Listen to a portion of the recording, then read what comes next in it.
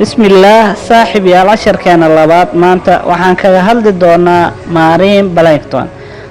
بلانكتون يو نوعيده وكل بحو مارين بلانكتون يو نكتون ايا لوكال قادا انا وحان كهل دونا مارين بلانكتون يو وحيتا مارين بلانكتون وحي قوسيسا اوشيان اند فريش ووتر يعني لو مقع مثل مقعيه كلا يليدا مارين بلانكتون وجريك مقع كلا لو يقانو ودريفتر يعني هيراركا اي راعان هيراركا اسكو معدي كران هيراركا اي رنودي اوكي لو نوع ايا لو قادا فايتو بلانكتون يو زو بلانكتون aan ka hadalno بلانكتون sidoo kale waxa loo yaqaana animal drift yani uu dambeyn wuxuu noqon doonaa noolayaasha waaweyn yani waxa la tilmaamaa sidoo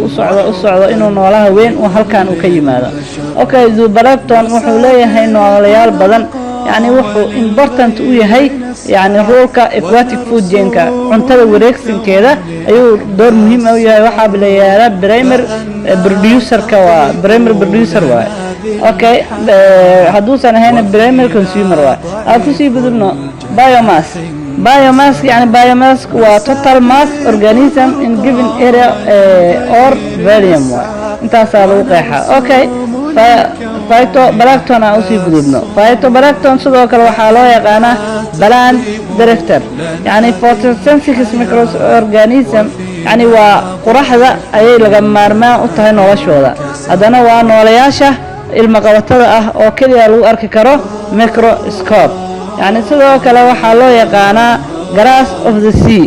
cawska badda dad ayaa magacyadaas u yaqaana okay guud ahaan aan ku soo gaabino mise aan ku soo yareyno wax yar oo ka fahmi karno